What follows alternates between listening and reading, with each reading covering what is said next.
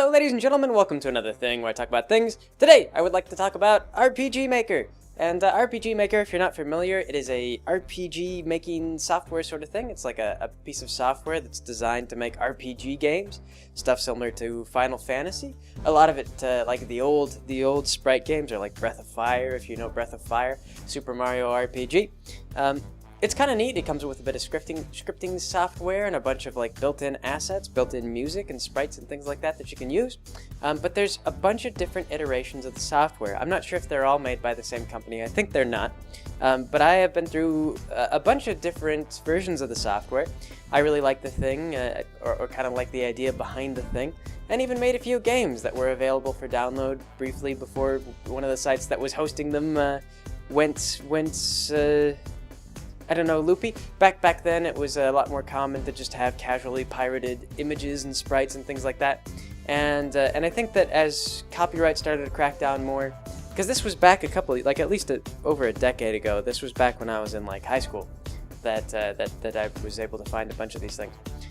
But companies started to really crack down on piracy. You know, they were handing out lawsuits and charging people like upwards of thousands of dollars for doing things like putting a single song up for download. Because they would count every single download that somebody made. I mean, like, they would count it as a purchase that they'd lost. And so they're like, oh, 4,000 people didn't buy our song. They downloaded it from you instead. So you cost us, you know, $60,000 or something like that. They would just make up some figure. And they were so astronomical that, I mean, like, one of the court cases that tried to save somebody from a lawsuit like this is they tried to say, like, these are just unconstitutional fees that people are being made to pay. And the court said, nah, they're perfectly reasonable fees. So anyway, so I remember some of the sites, they just kind of closed up and they quit doing it because they were like, oh, we can't really police. They're like, we can't really police the copyright thing, therefore this kind of open-ended sort of thing is functionally illegal. And then a couple of the other ones sat down and they retooled their site, and after ages and ages, I know that one of them spent like several years redesigning the whole site to try and comply with like copyright law. So that way you could still upload your games and they could make sure that you weren't violating copyrights. It was just a, you know, there was a long period where you couldn't really hardly find any sites that supported RPG Maker. But anyway, though, one of the earlier forms of RPG Maker, and this is kind of interesting, was there was one for the PS1. And I start with this because it was a terrible bit of software for actually designing your own RPGs. In theory, it sounded kind of neat. What you had to do was you would use your controller, right? And you would sit down and you were supposed to use it to draw like your maps and things like that. They had all these tile sets for you to choose from. And the trouble was that it's really not a kind of program that you would want off of a computer, because there's so many menus and things like that. Like, you've got to think of like every monster has its own HP and you've got to set that. Like, every monster has its own sprite and you've got to choose what the sprite is. And on a PC, you're able to like import other files. So if you're an artist, you can draw your own monsters and then import them into your game. And, you know, there you go. You've got your own unique stuff. But with the PS1 version, you just had what they provided to you, what they shipped to you. So I remember my friend and I sat down, and this was actually kind of interesting because I think that they were aware that it was flawed software and the fact that it really wasn't good for a console. So they shipped it with a game built in. So there was like this really short RPG game that was made with all the RPG Maker assets. I'm gonna guess most likely not designed on the PS1. Probably they designed it from a computer or something like that, and then later, you know, shipped it, and they're just like, yeah, see what you could do, theoretically, if you had infinite wells of patience. But what it was about, and this is important, I feel like just about every RPG Maker software should have been released with this, because this was always a big problem. What it was about is it was this little goblin, and he's kind of trucking around in the forest, and these heroes show up, and they clobber him and his friends. And so afterward, like, they're all just lying around, you know, broken and defeated. And so they heal themselves up, and they're like, well, you know, I'm sure the next heroes will scratch them up even harder. And so this goblin goes, there's got to be more to life. I mean, come on, guys. We just get beaten up by every group of adventurers that comes through this forest. Surely we can do more than just get our asses kicked.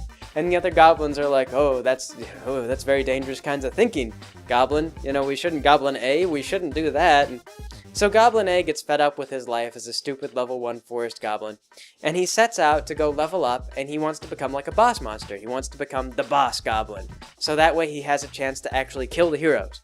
And you know, for once, when the heroes come through the forest, there'll be a boss goblin, level 1 forest boss goblin, kill all the heroes. So this is his life. This becomes his new life goal.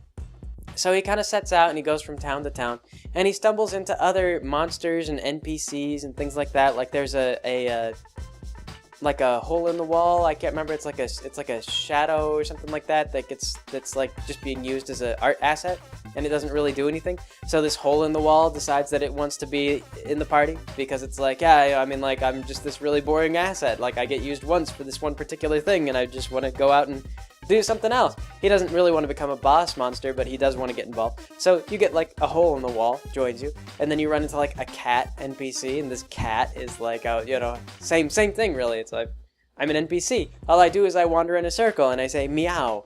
This is my life. I'm sick of this. And so the cat also wants to be a boss, and so the boss is like, yeah, I'm gonna be a boss cat. I'm gonna, when the heroes show up to town, I'm gonna maul them in the middle. Like I'm a boss monster now. So everyone kind of wants to kill the heroes. This is sort of their thing. I can't remember if that was all the characters you got or if you got one more, but those are the ones that I remember.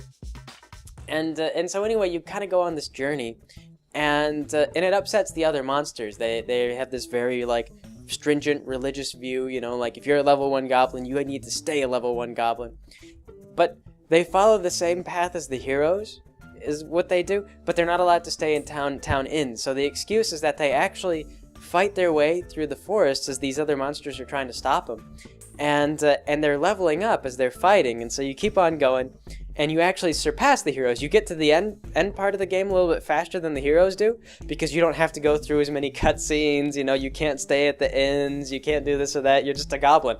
So, you make your way all the way to like the final stage of the game, and by this point you're pretty much like the most powerful monster in the game. But I think at some point along the way, the little goblin character starts to realize that being the most powerful character in the game hasn't really been any more fulfilling than being this little level 1 guy, because I can't remember what the justification for it was, but ultimately the moral kind of becomes that really when you make an RPG game, like a lot of people make this mistake, they feel compelled to do it for some reason. You have your little mook bad guys, whatever. You're just supposed to beat them up. You kill them for experience. You farm them for experience. And then you have the bosses, and the bosses are supposed to be exciting and fun and maybe a bit more challenging. But it's really RPG games are really about the story and the characters and everything like that. The player's supposed to want to be motivated to get from point A to point B, and then eventually the final part of the game. And it's a big deal when they kill the bosses, but if every single monster is a boss fight, like if every single monster you run into is on par with the heroes, then it becomes just a really slow and painful slog, and you can't get through the game, and eventually you just turn it off because you can't get through the level 1 forest because every goblin is a boss monster. And I remember this was interesting because I played this on the PS1, and okay, we regarded it, and we were like, oh, alright, that was kind of fun. And I'd bought it used. I bought the game used, so it was sort of cheap, and it was actually a good deal. I was pretty satisfied with that. I was like, okay, that was a fun RPG. Now let's sit down and try to make our own. So we made the adventures of Flibbers, the monkey. And his adventure was in the zoo. He escapes from the zoo and then gets attacked by a zoo pilot. It's a game that lasts all of 10 minutes. We didn't have patience to actually sit down and design a real RPG using RPG Maker on the PS1. Like I said, console is a terrible platform for that. But Flibbers attacks a whale and defeats it with a banana. His weapon is a banana. And then you get attacked by a zoo pilot. And zoo pilot, it was like a Gundam suit is what it was. That was in the files we had. And we were like, who should the final boss of our 10-minute game be? This Gundam pilot right here. We'll name him Zoo Pilot. And so you defeat the zoo pilot, and then Flibbers goes free on the world, and that's the end of the game. So, yeah. But anyway, though, I was interested in that. That was kind of fun. And so what I did is I went on and I downloaded RPG Maker 2003. And I believe that RPG Maker 2003 is freeware at the moment. Like, you could just find it and download it. It is a little bit less sophisticated. I think it has pros and cons over the more modern RPG Maker, honestly. I kind of like that it has animated, combat stuff going on. You can get that into the later RPG Maker stuff, but you have to know your scripting, you have to know a bit of coding. But the old one, what it did is it had animations, so if you had the patience to draw animations, you could get some kind of neat stuff going on there. It was a little bit closer, it was something like a mix, it was like a step above the Nintendo, and like Super Nintendo. So it was below the Super Nintendo in terms of looks, but above the NES, you know. And I think that's the big thing that people don't like about it, is it was sort of more limited in the kind of sprites that you could import. It had fewer layers for building your maps and things like that. It had limitations, but it also had certain things that I kind of liked about it, and it's free. Early on, though, the company that made the PC RPG Maker, they were based in Japan, and like only in Japan, and there was not a English version available. For numerous years, there was not an English version available. So what someone had done is they'd made this RPG Maker Postality Nights edition, and what this was is it was a pirated version of RPG Maker XP, and it ran in English, and I believe that it had like a couple weird translations, and there was maybe like a few things that was wrong with it, but otherwise it was for the most part functional software. And this was available for a while until Interbrain got involved in the U.S. market, and then they kind of muscled out all the pirated software. They sent cease and desists, I believe, to all the websites that were hosting the pirate software, and they got their official software going on. For a long time, though, it was like really expensive software. For that stretch, when they actually entered the market and everything got really nervous about copyright, for that stretch, it was virtually impossible to find any RPG Maker games. I mean, like, the whole community for the RPG Maker thing just died. I mean, like, it was like the pirated software was no longer available. People had to pay like $60 to download it. And so, like, people quit downloading it. And then, like, all the websites that provided resources died because of copyright concerns, so you couldn't get, like, resources that people were making, pirated or otherwise. So that, just died. Everything died for a little while. Copyright killed creativity. This is, copyright protects publishers. It doesn't protect artists most of the time. I mean, a little bit. So copyright law kind of came in, killed everything, and it took a long time for everybody to rebuild in a copyright-compliant kind of way. What didn't help, though, is that Interbrain has not been... I don't think they're a very large company. So, like, for example, a while ago, I kind of went back and I got the trial version of RPG Maker XP. There's a version called RPG Maker VX, and I don't know what the advantages of it are. It looks like all the art is chibi, which I wasn't really a big fan of. I prefer the XP version. XP is like pretty much Super Nintendo RPGs. The drawback that I feel with that is that instead of animated battlers, your little characters are just still images. But some people like that, though, because all you have to do is just draw one picture, one very detailed picture, and there you go, boom. And you can use that for portraits and everything else as well. But RPG Maker XP is actually where I saw the bulk of interesting games, and I downloaded quite a few of them. Most people, like I say, were making it with the pirated version of the software. I think if they'd released for a much more reasonable price, they would have still had a good audience.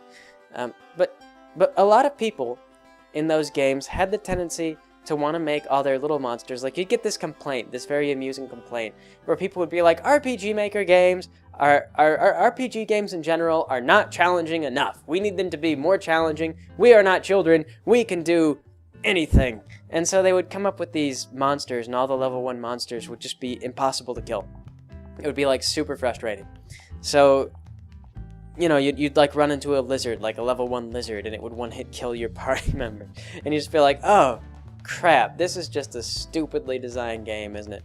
Because it was, like I said, where you go through, and every single little monster would be this awful, like, slog fest. It would be like fighting a boss every time you got in a minor battle. So, so that was really common. But there were 2 games that stand out that I remember really well. The first one, this is on a positive note. The second one I have like weird mixed opinions of. But the first one that I really liked, and you could probably find this one, and you can play it if you download it. It's got like a self-sustaining runtime package. Is called Corporal Buggy Bear, I believe it was, or maybe like The Adventures of Corporal Buggy Bear or something like that. Corporal Buggy Bear. Corporal Buggy Bear is a fun one. It's a little bit clunky because it's still made with the RPG Maker engine. But Corporal Buggy Bear was this guy who decided that instead of a traditional hack and slash sort of RPG thing, that he was going to make a puzzle game with comedy elements in it. And so it's about this soldier named Corporal Buggy Bear, and he goes into town to crush the peasants, and then he finds out that the peasants don't really have that much rebellion spirit in them, so they all sort of just settle down as soon as the soldier shows up. So Corporal Buggy Bear is like, I'm here to kill all of you, and they're like, oh, we didn't think that they might send soldiers to stop our rebellion. And he goes, yes, and now I'm here to kill you. And so the peasants are all just like, oh, well then we surrender, we quit. We change our minds, we don't really want to rebel. We forgot about the violent part. So after that, it becomes just like a puzzle game. You go around town and all the little people have jobs, and you're trying to help this demon that was responsible for initially instigating this half-hearted rebellion. This demon really wants a girlfriend. He explains, well, the reason I started the rebellion was because I really want this demon girl to notice me. And so Corporal Buggy Bear agrees that as long as the demon promises not to start any more insurrections, that he will help the demon get his girlfriend. And so they go around town and they help out the townspeople so they can earn money, so they can buy things like flowers and like teddy bears and things like that, so he can give this girl all these tokens of affection. And the game progresses, and you wind up like going like cross dimensions and things like that. You get trapped in like a weird prison dimension, and there's a game master, and there's one whole spoof too on like really badly designed RPG Maker puzzles, where it's like the puzzle of random trial and error. Can you flip the right switches in the right order? Oh, okay, apparently you can. Good, proceed, and so on and so forth. It was kind of comedy. You do battle with a piano. You know, there's a zombie outbreak. It was actually a pretty fun game. I had a good time with Corporal Buggy Bear. You know, it's a free game. Like I said, a little clunky, but good, but you know, fun anyway, with different things. There's at least 2 endings, maybe 3. I think just 2 though. Yeah. Don't try to be smart. There's a point where you can like swindle someone, and the advantage is like so little money that you can't even buy anything new with the money that you swindle. But you could do the swindling anyway. Don't do that. Don't do that. No. You just ruin the end game that way. You lose content, or at least save. That's your diverging path right there. But anyway, though, so that was kind of sort of a small game. You could play through it in about a day. It wasn't bad. It was a really good example of stuff that you could do with RPG Maker to make the games a lot of fun. But a good example of an actual completed game, and not one that I really would like highly praise, but is an example of something that RPG Maker could do, was this game called Dark Eternal Dissolution. And you can still find this online as well. Apparently the sequel is out. The guy was working on the sequel. But what it was is this guy, I believe probably a teenager at the time, just got high as a kite every single day. And while tripping balls, just sat down and he made a game about weed and angst and I don't even know what else. He was just blatantly ripping ideas off of other games. He was I mean, like, Stewie from Family Guy is an optional boss fight. Like, it's really terrible. I mean, like, it's kind of a cringe fest. I mean, as an adult, like, I played it as an adult. I think when I was in college is when I found it. I might be wrong, but I believe when I was in college when I found this game. And it's kind of a cringe fest. But as cringy as it is, I mean, like, there's so many weed jokes, and most of it is just like, we're doing weed. Ha ha. That's the punchline. We're smoking pot. Like, it's that kind of game. Like, you can just tell, like, wow, like, this guy really likes weed. Like, this is his thing. So yeah, very, very much a cringe fest. But it goes on for a long stretch. Like, it's a full-length RPG. And he uses a lot of design pieces really effectively. Like, he uses the fog and the cloud, and the tile sets are all really good. His themes are good. He steals music from other games and things like that, and like, you know, but he does a good job as far as like just kind of design goes. Like, he seems to grasp what exactly should go where to set up a thing. The trouble is just that it's such an angst-ridden game. I mean, like, you go places and the game is just rife with paranoia. I mean, like, this is one of these things, you can tell that the guy's a pothead because there's so much paranoia in the game. I mean, like, half of your party, as far as I recall, was a spy or was planning to stab you in the back or was something or other. There was just like plot twist after plot twist. I mean, like, your own main character was your freaking mortal enemy. This was the thing that was weird, was you found out, I mean, like, you have amnesia from the start. And then it turns out as you're going through the game that you were plotting against yourself from the very beginning. Like, you get wrapped up in this like adventure to basically stop your own plans, as far as I recall. It was some weird ass twist like that, where because of your amnesia, like, you wake up and you're like, oh, we should go and do the righteous thing and stop this big bad evil guy. Plot twist, you were the big bad evil guy all along. Oh! And so like I say, it's so addled with like just like, wow. And then the ending was just this bizarre series of like essays about like, I don't know, like, the main character's girlfriend cheats on him for drugs and things like that. I don't know. It was a mess. But despite being a mess, I mean, like, you could play through it, and there were a few weird quirks. Like, he was one of those people who, I mean, like, he designed puzzles, but he would design really bad puzzles on occasion. Like, there was one that cracked me up. I just thought this was hilarious. Identify the colors. What it was is you run into this tree, and the tree stops you, and the tree goes, I will not let you pass unless you can identify the following colors. And I thought, oh great, this is the tree of freaking, like, I hate colorblind people. That was the only thing. The tree was designed to stop colorblind people dead in their tracks. So if you couldn't see colors correctly, you could never get past this tree. Like, no other RPG game in existence, no mainstream RPG game in existence would ever think to do this, because someone on the design team would be like, wait a minute, can't some people not see colors the same as other people? So what it was is it shows you these different, like, colors, and there would be like a really subtle difference between like blue and like greenish, but he would know because you could enter the values, like, you know, like you go, oh, it's 255%, it's 255 green and 100 red and 100 yellow or whatever, and so he would know if there was more green or there was more blue in it because he could actually see the values. So he would put in this like this very subtle difference between like blue and green, like he'd make them almost even, and then you had to guess whether it was blue or green. Like, if your eyes weren't that sharp that you could tell that this very tiny difference between like blue and green when they were both a mix. It was just a blend of the two. Like, I remember getting defeated by that tree like at least once. I can't remember how many times I had to check it, but there was like one time when it just showed me a color and it like looked green, but it was closer to blue, I guess. So it was just like, what the heck? Worst puzzle ever. I believe there's at least one or two puzzles also that you could get trapped in indefinitely, and so there's like, if you walk into a room and you couldn't save, the best thing to do was to go outside and save your game and then come back in or something like that. So yeah, there were weird puzzles. It was a weird game, but it was kind of the opposite end of the spectrum. They had bosses, they did combat, they had different attacks and things like that. I can't remember if I don't, like I said, I don't know if I would like really rave about it and say that it was a really good game. I mean, like, it's free, it's really cringeworthy. You can get through it. You know, I got through all the way to the end. But there's a sequel out, and to be honest, the first game was so cringeworthy that I saw that the sequel was there and I could download it.